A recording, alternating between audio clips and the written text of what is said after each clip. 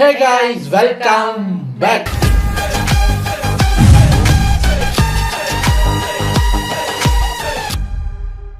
இன்னைக்கு Tuesday மார்னிங்னா Meghnad facts.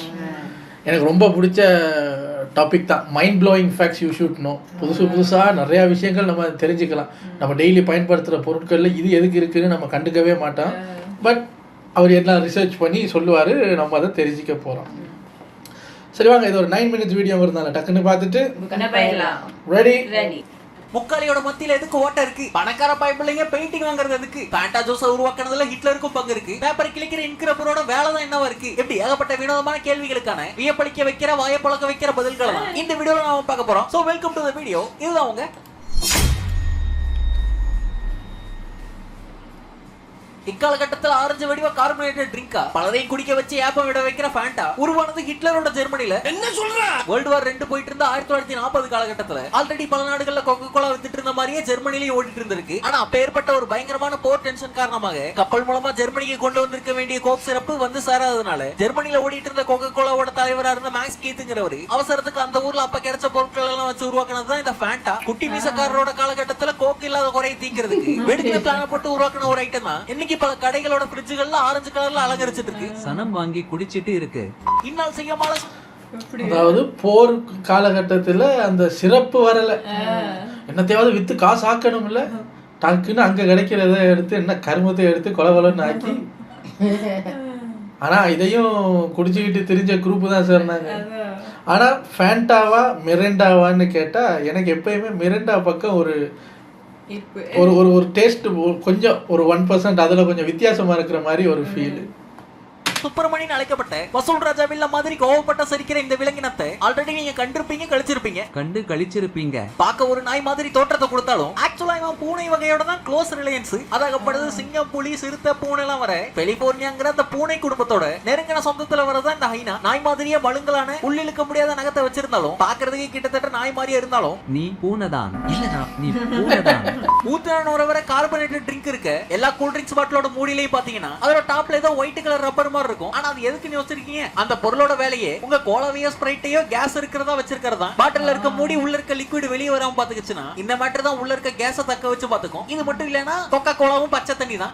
இன்னைக்கு காலகட்டத்தில் ஏகப்பட்ட போட்டோக்களை நீங்க பாத்துட்டு இருக்க போது உலக மக்கள் பலராலையும் பலமுறை பார்க்கப்பட்டு அதிக வியூஸ் வச்சிருக்க போட்டோ எதுன்னு யோசிச்சு பார்த்திருக்கீங்க? என்ன ஒரு ஃபேமஸான செலிபிரிட்டியோட தான் இருக்கும்னு நினைச்சீங்கன்னா அது கிடையாது. அதாவது வரலாற்று சிறப்புமிக்க விஷயமா இருக்கும்னு நினைச்சீங்கன்னா அதுவும் கிடையாது. ஆக்சுவலா உலகம் முழுக்க பயங்கர பாப்புலரான 1 பில்லியன் முறைக்கு மேல மக்களால பார்க்கப்பட்ட போட்டோவா இருக்கிறது பிளிஸ்ங்கிற இந்த இமேஜ் தான்.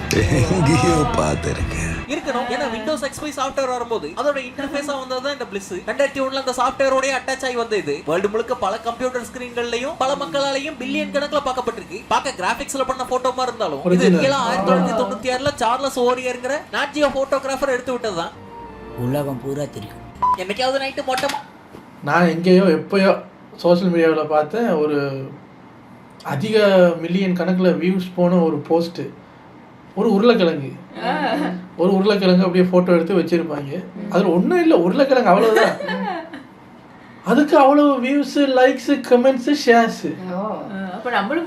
மக்களை புரிஞ்சிக்கவே முடியலைங்க. எல்லாம் இருக்கு எங்ககிட்ட. ஆனால் ஒன்று, நம்ம அந்த உருளைக்கிழங்கு ஃபோட்டோ எடுத்து போட்டால் பார்க்க மாட்டோம். அது ஏன் உருளைக்கிழங்குக்கு அவ்வளோ வியூஸ் போச்சு தெரியல.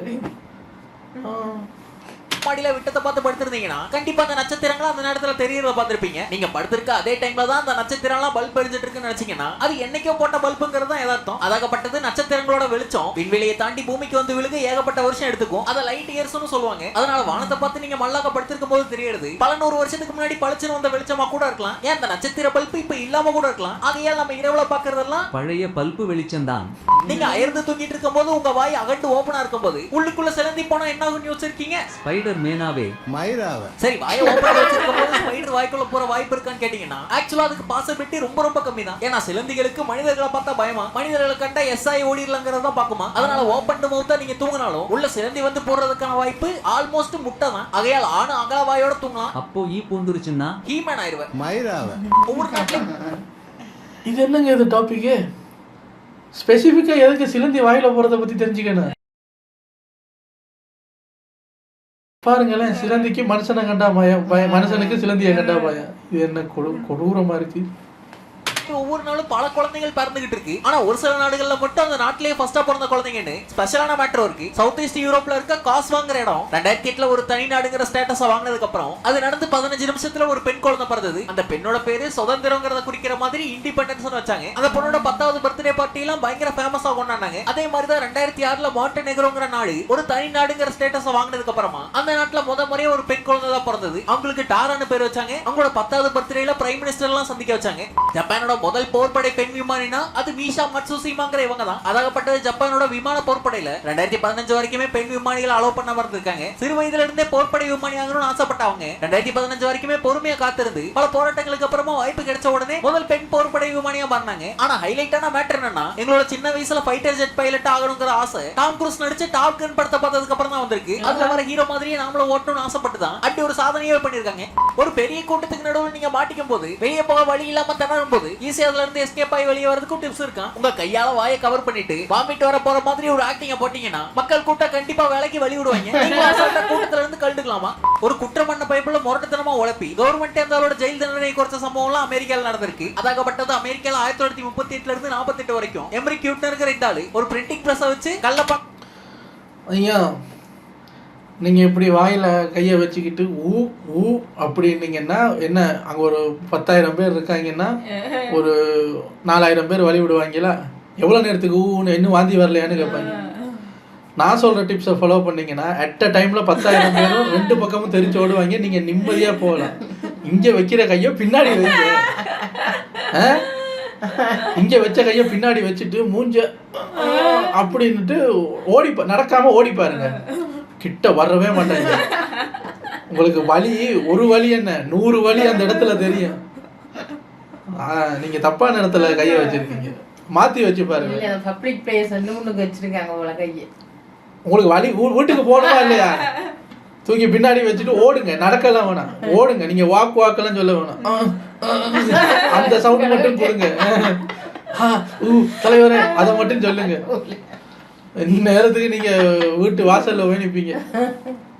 இருந்திருக்காரு. அதுவும் படிக்கவலமா வாஷிங்டன்ங்கிற பேரையே மாத்தி அடிக்கிறதுல இருந்து பெரிய பெரிய டீடைலையே மோசமா பண்ணிட்டு இருந்தவர். மாட்டாம இருந்ததுக்கு ஒரே காரணம் இவர் அப்பப்பதான் பண்ண அடிப்பாராம். ஒரே இடத்துல மாத்த மாட்டாரு, ஒரு நோட்டை மட்டும் தான் அடிப்பாராம். இதனால இவரை 10 வருஷம் கண்டுபிடிக்கணும்னு போலீஸ் கண்டுபிடிக்கும் போது ஆளு கிட்டத்தட்ட பூட்ட கேஸ். என்னையா மோசமா குற்றம் பண்ணிருக்காரு. வெறும் 4 மாசம் மட்டும் தான் இவருக்கு ஜெயில் தண்டனை கொடுத்திருக்காங்க. சரி பேசாம உட்கார்றானா கேட்கவும் மாட்டேங்கற. நண்பர்கள் தோஸ்தர் ஆல்ரெடி கூட்ட ஏங்க ஸ்பெல்லிங் மிஸ்டேக்கோட பல மிஸ்டேக்கோட நோட் அடிக்கிறீங்க. சரி, ஸ்பெல்லிங் மிஸ்டேக் அதெல்லாம் ஓகே. ஒரு இடத்துல தான் போய் மாத்துறீங்க, எல்லாம் ஓகே. எப்பயாவது இருந்துட்டு அடிப்பாரா, ஒரு நோட்டு தான் அடிப்பாரா, அதுக்கு எதுக்கு உழைச்சிட்டு போயிடலாமே சார். கொஞ்சம் பெரிய அமௌண்ட் அடிச்சிட்டாரு. எது இருக்கோ அந்த எப்படி 1 லட்சம் ரூபாய் நோட் அடிச்சிருவீங்களா? எப்படி அடிச்சா மிஞ்சி போனாலும் அமெரிக்காவில் $100 நோட்டு தான் இருக்கு. எப்பயாவது இருந்துட்டு $100 அடிக்கிறது அது பத்தாது தானே. இதுக்கு எதுக்கு நீங்க இந்த தொழிலுக்கு வந்தீங்க? சாதிச்சுட்டுன்றதுக்கு போல மனித பயமுலையா முஸ்தபான்னு சுத்துவாங்க நினைச்சீங்கன்னா ஆய்வாளர்கள் பெரிய சிலந்திகளுக்கும் குட்டி தவளைகளுக்கும் ஒரு கனெக்ஷன் இருக்கிறது கண்டுபிடிச்சிருக்காங்க. அதாகப்பட்ட இந்த டெரண்டோலா வகை சிலந்திகள் சிறு வகை தவளைகளை கூட வச்சுக்குமா ஒரு பெட்டு மாதிரி. அந்த பெட்டு பயமுலைகளோட முக்கியமான வேலை இந்த சிலந்தி இட்டு வச்சிருக்க முட்டைகளை துண்ண வர சின்ன சின்ன பூச்சிகள்ட்ட இருந்து அதை காப்பாத்துறது. அதே நேரம் தவளை பயமுலைகளை தாக்க வரதுகிட்ட இருந்து Z+ செக்யூரிட்டி கொடுக்கறது இந்த ஸ்பைடர்களோட வேலை. அதனால இந்த சிலந்திகள் தவளைகளை தாக்குறது இல்ல, ஒரு சிம்பயாட்டிக் ரிலேஷன்ஷிப்போட சுத்துதுக்கு உள்ள. பொதுவா கேசினோ மாதிரியான சூதாட்ட இடத்துக்கு போறவங்க அதிகமா சம்பாதிக்கணும்னு ஆசைப்படுவாங்க. அதையே தான் அதை நடத்துற கம்பெனி ஆசைப்படுவாங்க போது போய் விளையாடுறவங்கள்ட்ட இருந்து பணம் தான் போடுவாங்க. அந்த மாதிரி ஒரு சிச்சுவேஷன் இருக்கும்போது தான் டாமி கார்மைக்கேல்ங்கிறவரு லைட் வாண்ட்னு ஒரு சின்ன டிவைஸ் உருவாக்குனாப்ல. அந்த கால கேசினோ மிஷின்கள் எல்லாம் ஜெயிச்சதுக்கு அப்புறம் அதுக்கேத்த மாதிரி காயின்ஸ் வெளியே வரும். அந்த காயின்கள் எவ்வளவு சரியா வெளியே வரணுங்கிறதுக்கு சென்சார்கள் இருக்கும். அந்த சென்சாரை குழம்பி போக வச்சு இருக்க எல்லா காயினையும் வர வைக்கிறது தான் இந்த லைட் வாண்ட் டிவைஸ் பண்ணும். இந்த ஒரு டிவைஸை பயன்படுத்தியே டாமி அவரோட குழுவும் பல கோடி ரூபாயை பல கேம்லிங் கம்பெனிகள்ட்ட இருந்து பல வருஷமா ஆட்டையை போட்டு இருந்திருக்காங்க. திருடன் கிட்டேயே திருடு இருக்காங்க. ஆனா 1990களுக்கு அப்புறமா அந்த கேம்லிங் மிஷின்களோட செக்யூரிட்டி இன்னும் இம்ப்ரூவ் பண்ணதுனால இந்த லைட் வாண்டோட வேலையும் அங்கேயே முடிஞ்சிருச்சு. இதை உருவாக்கின டாமியும் பலமுறை கைது பண்ணாங்க, ஜெயிலையும் போட்டாங்க, கேசினோல ஒரு போகக்கூடாதுன்னு தடையும் விதிச்சாங்க. ஆனா அயன் படத்துல வர எண்டிங் மாதிரி பிற்காலத்துல கேசினோ மிஷன்கள்ல பாதுகாப்பு அதிகம் பண்றதுக்காக இவர் அதுக்கு அட்வைசராவே வேலைக்கு சேர்த்துட்டாங்கிறதெல்லாம் எஸ்டிடிலேயே இன்ட்ரெஸ்டிங்கான மேட்ரு. நீ கோடிக்கணக்கில் அடிச்சு விட்டு அப்புறம் அதை அடிக்க விடாம பண்றதுக்கு அங்க வேலைக்கும் சேர்த்துக்குவேன்.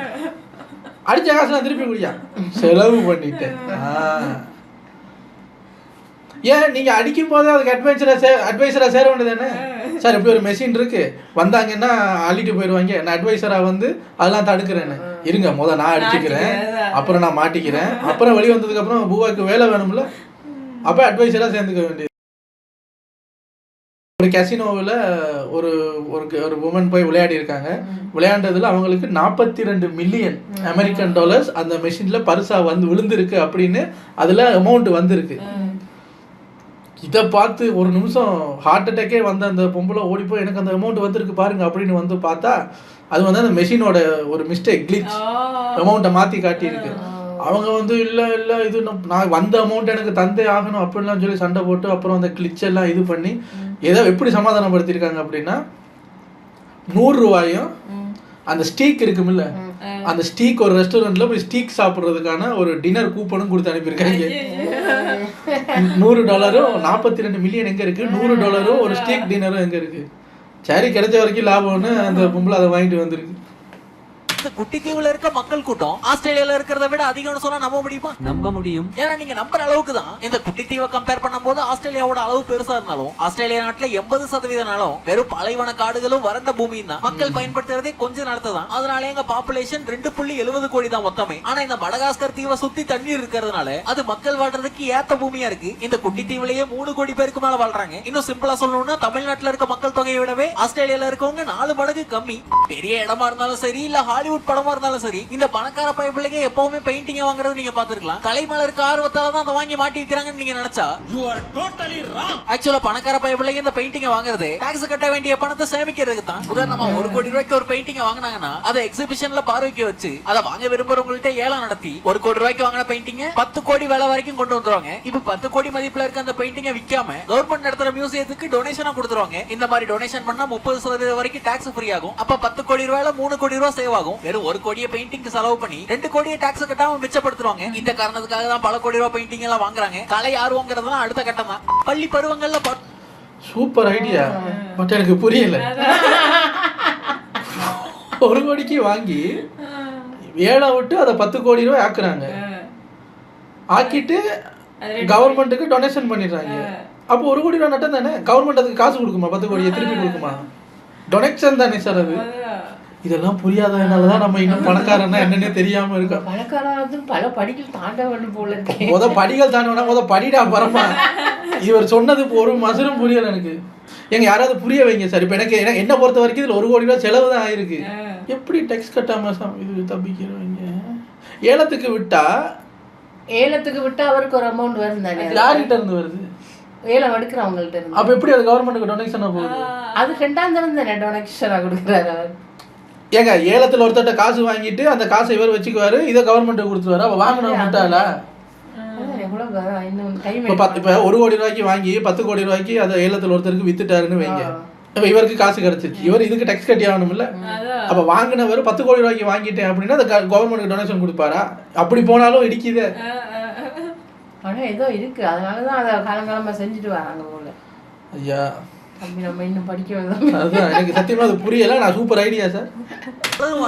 பேப்பர் சாதாரங்களுக்கு காரணமா இருந்த ஒரு மேட்டர் தான் இந்த இங்க் ரப்பர். இவனை வாங்கி தேய்ச்சா பேப்பர் தான் கிளியும், பேனாமை அழியாதுங்கிற எக்ஸ்பீரியன்ஸ் எல்லாருக்கும் இருக்கும். ஆனா ஆக்சுவலா இவன் யாரு? அதாகப்பட்டது இந்த இங்க் ரப்பர்ங்கிற மேட்டர். ஆக்சுவலா ரொம்ப திக்கா இருக்க பேப்பர்ல இருக்க பென்சில் கோடுகள் அழிக்கிறது தான் உருவாக்கி இருக்காங்க. ஆனா அது இங்க் கரையும் அழிக்கும். பேப்பர் பயங்கர திக்கா இருந்தா நேக்கா அழிச்சா சோக்கா அழிக்கலாம். திறமையை பொறுத்தது.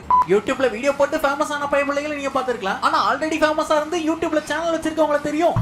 இன்னைக்கு பல அங்கிள்களுக்கு அடைக்கலம் தந்துகிட்டு இருக்கு. அந்த Facebook ஆரம்பிச்சு வச்ச மார்க் ஜக்கர்பர்க் யூடியூப்லயும் அதே பேர்ல ஒரு சேனல் வச்சிருக்காப்ல. நிறைய யாராவது கூட இருக்கலாம் நீங்க நினைக்கலாம். ஆனா வெறும் 6000 சப்ஸ்கிரைபர் இருக்க சேனலுக்கு வெரிஃபைட் அக்கவுண்ட் கொடுக்க மாட்டாங்க. அப்படி பார்த்தா அவரோட தான் இருக்க வாய்ப்புகள் அதிகம். வீடியோ எல்லாம் போடுறது இல்ல, வெறுமனே கிடக்குது. இந்த எலக்ட்ரிக் கார் எலான் மஸ்க் இருக்க சொத்தையும் பணத்தையும் என்ன ஆரம்பிச்சாருனாவே வாழ்க்கை முடிஞ்சு போயிடும். ஆனா அவர் பேர்லயும் ஒரு யூடியூப் சேனல் வச்சிருக்க. அப்படி 6000 சப்ஸ்கிரைபர் தான் இருக்காங்க. ஆனாலும் வெரிஃபை பண்ணி டிக்கெட் கொடுத்திருக்காங்க. பிரேசிலோட one of the biggest football பிளேயரா இருக்கு நெய்மர் ஜூனியருக்கும் ஒரு யூடியூப் சேனல் இருக்கு. அவர் அக்காலங்கள்ல போட்ட சில வீடியோக்களும் அதுல இருக்கு. 8 மில்லியன் பேர் ஃபாலோ பண்ண யூடியூப்ல ஒரு கடையை போட்டிருக்காரு. பாப் சிங்கரா வேர்ல்டையே பதற வச்ச, டான்ஸ் ஆல பிளானட்டை அதிர வச்ச மைக்கேல் ஜாக்சன் தந்த ஒரு வினோதமான விஷயம் தான் அவர் பெட்டா வச்சிருந்த அந்த சிம்பன்சி 1980 அவரால் எடுத்து வளர்க்கப்பட்டு பபிள்ஸ்னு பேர் வைக்கப்பட்ட அந்த சிம்பன்சி இப்போ உயிரோட தான் இருக்கு. கிட்டத்தட்ட 40 வயசுக்கு மேலான பபிள்ஸ் குரங்குகள் பாதுகாப்பு மையமா இருக்க புளோரிடாவோட கிரேட் டேப் சென்டர்ல இப்ப ரிட்டையர்மெண்ட் வாழ்க்கையை வாழ்ந்துட்டு இருக்கு. பொதுவா இந்த மாதிரி என்ன தெரிஞ்சிருச்சு ரிட்டையர்மெண்டா? அதுக்கு முன்னே ஓடி அடி தெரிஞ்சிருப்பாரு, ஒரு இடத்துல இருப்பாரு. ஐயா ரிட்டையர்மெண்ட் முன்னுக்கு என்ன பண்ணாரு, இப்போ என்ன பண்ணிட்டு இருக்காரு? இப்போ என்ன பண்ணிட்டு இருக்காரோ அதான் ரிட்டையர்மெண்ட்டுக்கு முன்னுக்கும் பண்ணினார். அப்போ எதுல இருந்து அவருக்கு ரிட்டையர்மெண்ட் கொடுத்தீங்க? அப்போ என்ன பண்ணினாரோ அதுக்கு ரிட்டையர்மெண்ட் கொடுத்து இப்போ என்ன பண்றாரு? அப்போ பண்ணினதான் இப்போ பண்றாரு. இது வந்து பெயிண்டிங் மாதிரி குழப்புது. ஐயா குரங்குக்கெல்லாம் ரிட்டையர்மெண்ட் உண்டா? அதுவும் பாருங்களேன், நீங்க குரங்காவே இருந்தாலும் ஒரு பணக்காரர்கிட்ட பெட்டா போகணும். இந்த உலகத்துல எத்தனை குரங்கு இருக்கு? எல்லாருக்கும் ரிட்டையர்மெண்ட் உண்டா? இல்ல எல்லா குரங்குக்கும் பேரு தான் உண்டா? இல்ல எல்லா குரங்கையும் உங்களுக்கு தெரிஞ்சிருமா? யாரா இருந்தாலும் கேஷ் இருந்தாதான் குரங்குனாலும் மதிக்கிறாங்க. குரங்குக்கே இந்த நிலைமைன்னா அப்புறம் மனுஷனை யோசிச்சு காசு படுத்துற பாடு. இந்த எலன் மஸ்க்னு ஒருத்தரை காட்டினாங்கல்ல, அவர் இப்ப யாரும் தொட முடியாத அளவுக்கு இவ்வளவு காசு என்கிட்ட இருக்குன்னு ரெக்கார்டு வச்சுட்டாரு. 1 ட்ரில்லியனுக்கு போயிட்டாரு அவரு. அவ்வளவு சொத்து வச்சிருக்காரு. இவர் கேக்குறாரு டுல்லியன்னா டுல்லியனா ட்ரில்லியன். இவர் கேக்குறாரு அவ தெரியாதுடா, எனக்கு தெரிஞ்சதெல்லாம் 100, 10, 1000, 1 லட்சம். 1 லட்சத்தை கூட நான் பெருசா பார்த்தது இல்லை, 1000தோட நிக்குது. இதுல ட்ரில்லியனா இருந்தா என்ன, பில்லியனா இருந்தா எனக்கு என்ன? நம்ம இன்னும் 1000 பார்க்கணும், லட்சம் பார்க்கணும், அப்புறம் 1 கோடி பார்க்கணும், அப்புறம் 10 கோடி பார்க்கணும், அதுக்கப்புறம் அது 100 கோடி பார்க்கணும், 1000 கோடி. கோடியிலேயே 1000, 10,000 இருக்கு. அந்த கோடியை தாண்டி வெளியே போய் மத்த பேர் ஜில்லியன், புல்லியன், ட்ரில்லியன், ஜில்லியன் இதெல்லாம் பார்க்க வேணாமா? கடவுள் சொல்றாரு வேண்டாம், பார்க்கவே 1000தோடையே இரு. ஏங்க எந்த ஜென்மத்துலதான் நம்மளும் அப்படி ட்ரில்லியன் எல்லாம் பாக்குறத? இந்த ஜென்மத்துல எப்படியே முடியாது, அது தெரிஞ்சு போச்சு. பெரும்பாலும் பலர் வீட்லயே இருக்கும். அதுல உட்கார்ந்திருப்போம், நின்றுப்போம். ஆனா ஏன் அதுக்கு நடுவுல அதுக்கு யூஸ் ஆகும்னாலும் அதுக்காக இல்ல. ஆக்சுவலா இந்த மாதிரி பிளாஸ்டிக் ஸ்டூல்களை நிறைய நீங்க வாங்கி வச்சு அதை ஒண்ணு மேல ஒண்ணு அடுக்கி வச்சீங்கன்னா அது பக்காவா ஃபிட் ஆயிக்கும், செட் ஆயிக்கும். ஆனா நடுவுல இருக்க இந்த ஓட்டை இல்லைன்னா ஏர் பிரஷரால அது பயங்கர டைட்டா பிடிச்சுக்கும். ஒரு ஸ்டூல்ல இருந்து இன்னொரு ஸ்டூல பிரிக்கிறது ரொம்ப கஷ்டமா இருக்கும். அதனாலதான் இதை டிசைன் பண்ண அறிவாளி மனிதர்கள் நடுவுல ஒரு ஓட்டையை போட்டு விட்டு ஏர் பிரஷர் ஆகி ஜாம் ஆகாம இருக்கும் இந்த மாதிரி வடிவமைச்சு வச்சிருக்காங்க. இந்த வீடியோ தொடங்கி படிது. வீடியோல பார்த்த வினோதமான ஃபேக்ட்கள்ல உங்கள் மனம் கவர்ந்தது எது? கமெண்ட்ல போடுங்க. முடிஞ்சா கண்டுபிடிங்க. இது ஒரு ஃபேமஸான பாட்டுங்க.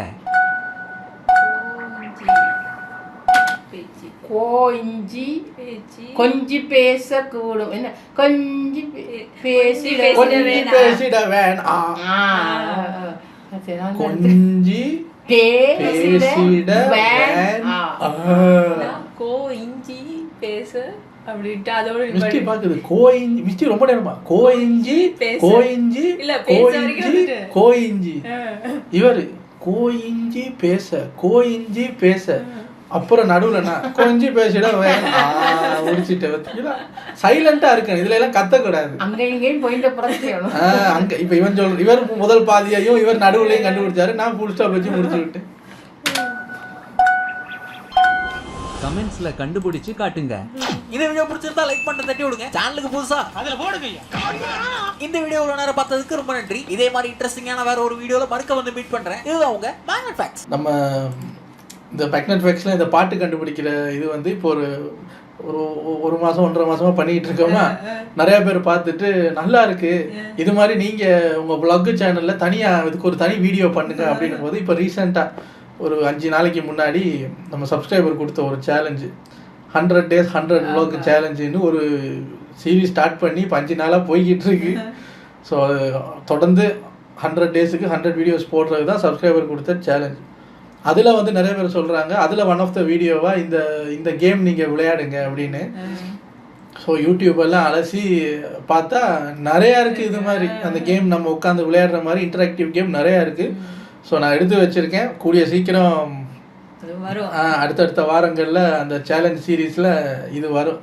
ஸோ இதை ஏன் இதில் சொல்கிறேன்னா அதுக்காக சொல்கிறேன். எல்லாம் ஒரு ப்ரொமோஷன் தான். நம்ம தானே ப்ரொமோட் பண்ணிக்கணும்.